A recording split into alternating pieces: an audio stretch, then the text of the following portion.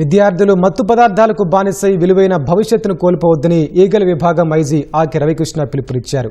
Say no to drugs పేరుతో Vijayawada PB Siddhartha కళాశాలలో సోమవారం ఏర్పాటు చేసిన కార్యక్రమంలో ఎన్టీఆర్ జిల్లా సిపి రాజశేఖర్ బాబుతో కలిసి ఆయన పాల్గొన్నారు. డ్రగ్స్ గంజాయి తీసుకోవడం వల్ల కలిగే నష్టాలకు విద్యార్థులకు వివరించారు. డ్రగ్స్ వాడినా సరఫరా చేసినా ఎలాంటి శిక్షలు పడే అవకాశం ఉందో తెలియజేశారు. త్వరలోనే ఈగల్ క్లబ్స్ ఏర్పాటు చేసి ఈ కార్యక్రమాన్ని మరింత విస్తృతం చేస్తామని ఆకి రవికృష్ణ వెల్లడించారు.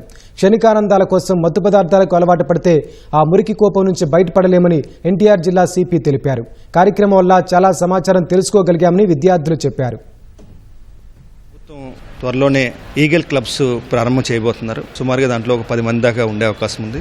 2 టీచర్లు అదేవిధంగా 8 మంది విద్యార్థులతో ఒక ఈగల్ క్లబ్ను ప్రారంభించబోతున్నాం. ఈ డ్రగ్స్ గంజాకి వ్యతిరేకంగా అవేర్నెస్ కల్పించడం, 1972 సంబంధించిన నెంబర్ను కూడా ప్రమోట్ చేయడం, డిబేట్స్, ఎలక్యూషన్ కాంపిటీషన్స్, మనకి అంతర్జాతీయ డ్రగ్స్ వ్యతిరేక దినోత్సవాలు అటువంటివి కూడా జరపడం. ఏదైతే కమిటీలు సభ్యులు ఉన్నారో వాళ్ళందరినీ కూడా దీంట్లో భాగస్వామ్యం చేసి ఏ కాలేజీలో కూడా ఏ స్కూల్లో కూడా డ్రగ్స్ ఎంటర్ కాకుండా మంచి కార్యక్రమాన్ని త్వరలోనే ప్రారంభించబోతున్నారు. ఈ గంజా అలవాటు పడిన తర్వాత బయటకు రావడం చాలా కష్టం.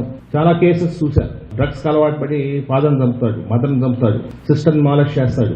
ఇట్లా వాడు సమాజానికి ఒక పనికిరాని ఒక దౌర్భాగ్యుడిగా తయారయ్యే అవకాశం ఉంటుంది. ఒక క్షణికానందం కోసం మనం మర్చిపోయేసి, మన సెన్సెస్ మర్చిపోయేసేసి మురికి కూపంలో మనం దిగబడిపోయే పరిస్థితి ఉంది. కాబట్టి చాలా జాగ్రత్తగా మీరు ఆలోచించాల్సిన అవసరం ఉంది. పక్కన బడ్డీ కోట్లలో ఎవరైనా గంజా అమ్ముతుంటే ఒక నెంబర్ 1972 ఒక నెంబర్ ఇచ్చారు. ఆ నెంబర్కి కాల్ చేయండి.